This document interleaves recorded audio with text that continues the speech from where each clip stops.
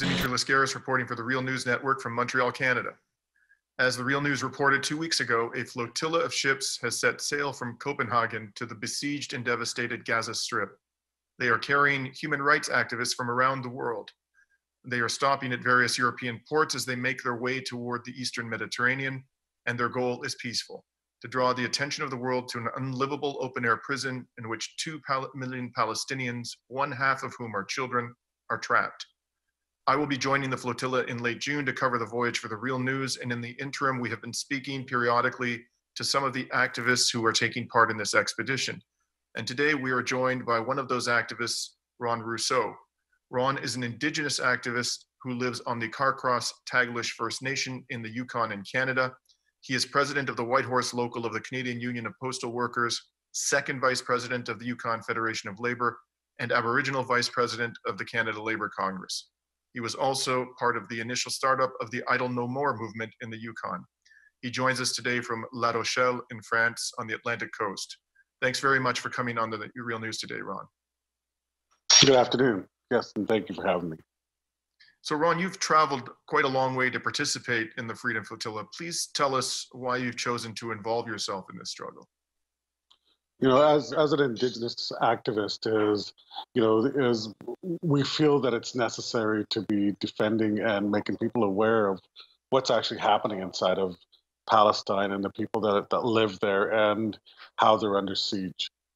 And do you see parallels between what Indigenous peoples in Canada have suffered at the hands of a colonial system and what is being done to the Palestinian people?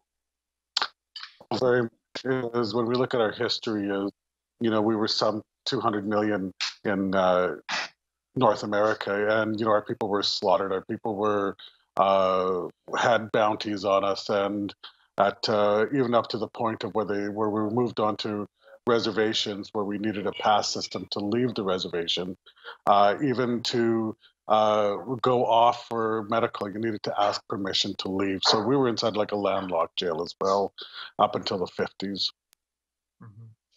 And your union, the Canadian Union of Postal Workers, has issued a strong statement of support for the Freedom Flotilla and has in the past historically adopted positions that are quite supportive of the Palestinian cause. Could you tell us about the ways in which the Canadian Union of Postal Workers has supported your initiative and has supported more broadly the movement for Palestinian freedom?